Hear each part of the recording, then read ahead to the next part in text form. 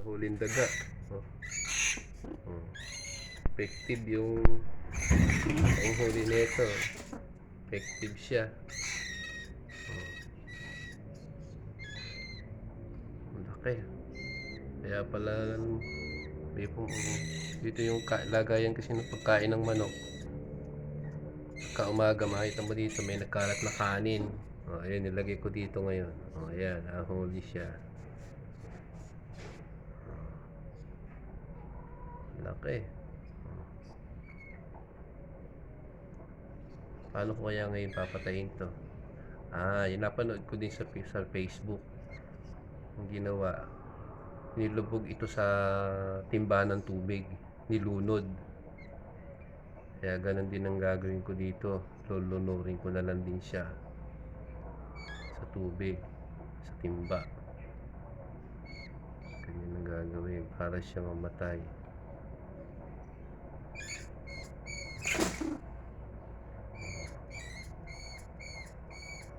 Okay. Kasi pagka hindi ginawang ganyan, ay ito, delikado to eh.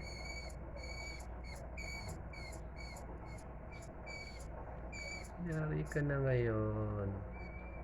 Huli ka na, Balbon.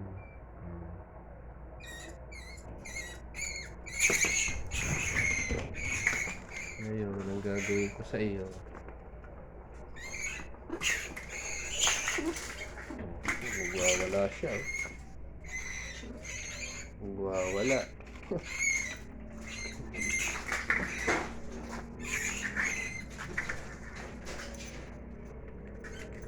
Bigay kita ngayon dito sa timba.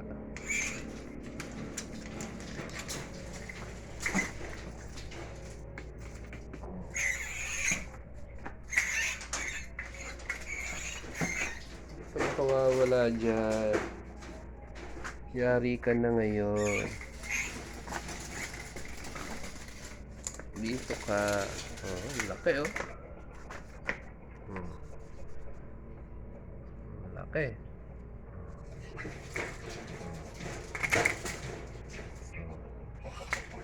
Kasi malamang dito yan nanggagaling sa kabila.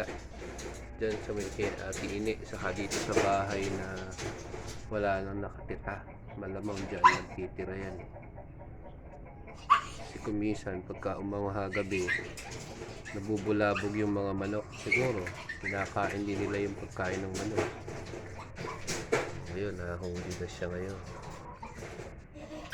Ngayon, para ikaw ay mayari ng iyong sintensya. Sintensyahan na kita ngayon. Inangat na rin ako. Mangat na yan.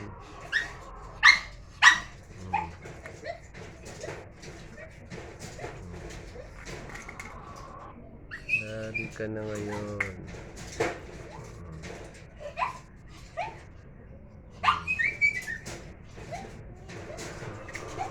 Wala si Mia. Mia. Oh. Nahuli tayong daga. Oh, daga. Nahuli. Oh. Oh. Nahuli natin daga. Ito. Oh. Oh, inangat-ngat mo yan. Yung inangat-ngat yan.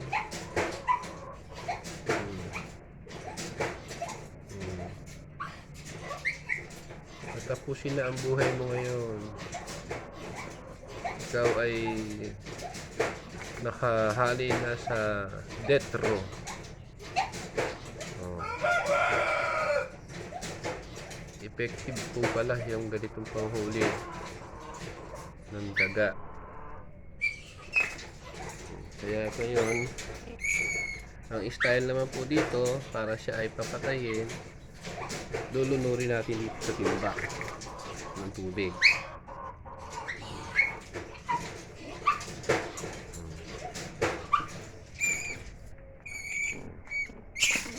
Nagwawala.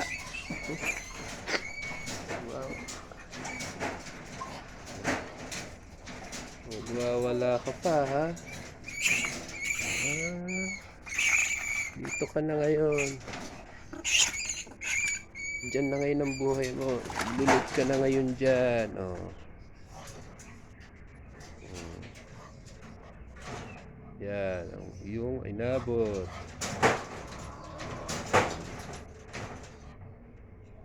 Lulod ka na ngayon. Mm. Yan, ganyan yung napanood ko din po eh. Oh. Lalagay siya sa tubig hanggang sa malunod. Oh. Mm.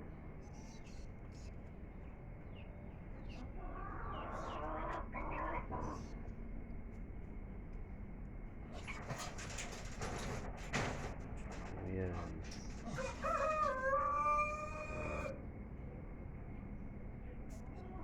Tingnan natin kung gaano katagal ang buhay mo.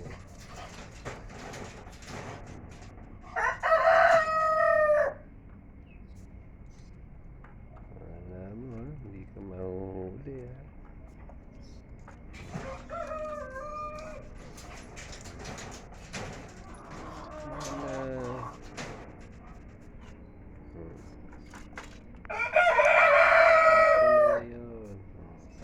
Ay, lunod.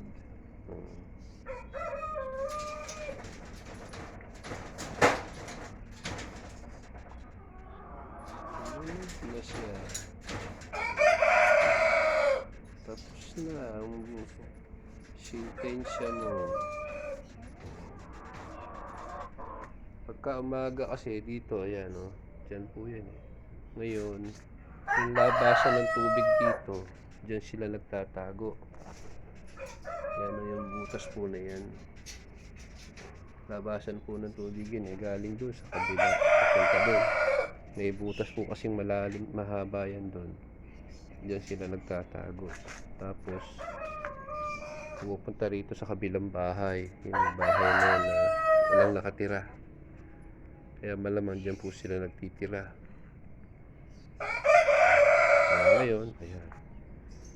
Kaya kung isan din, yung mga manok yun, ayun, yung mga manok doon, bubulabog. Kasi nga, pinapasok nila, eh, nilagyan ko po ng screen para hindi nila mapasok. Ngayon, oh, ayan. Bye-bye, daga. Lana, patay ni daga. Oh. Mia. Oh, patay ni daga, Mia. Oh. Lana.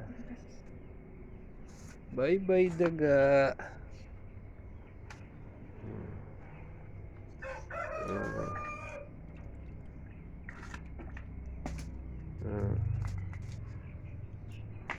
Bye-bye, daga.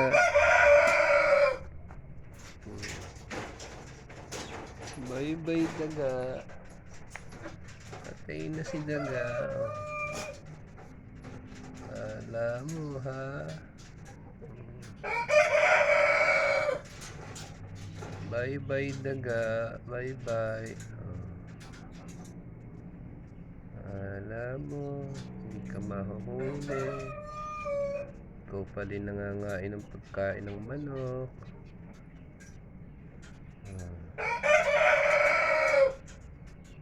Sige, bye-bye na. Sige po, yan po. Effective po yung panghuli ng ganito ng daga. Mahusay po ito. Kumbaga, mahirap po kasi yung magpapain tayo. Kasi yung pamain na lason, pag namatay, hindi mo alam kung saan mo hahanapin yung daga na maamoy, mabaho. O, sa ganitong paraan, ay, ayan, mahuhuli mo siya ng buhay. O, tapos nyan, pagkapapatay mo na siya, ay nga po, sa timba ng tubig, lululurin. Ayan. Para ngayon to, hindi mangamoy, siyempre, ibabaon po natin. Yuhukay na lang po natin siya. Saka natin ibabaon para hindi ho mangamoy. Sige po, bye-bye na po. Salamat at isang share po ito para sa mabisa na panghuli ng daga. Bye-bye at magandang araw.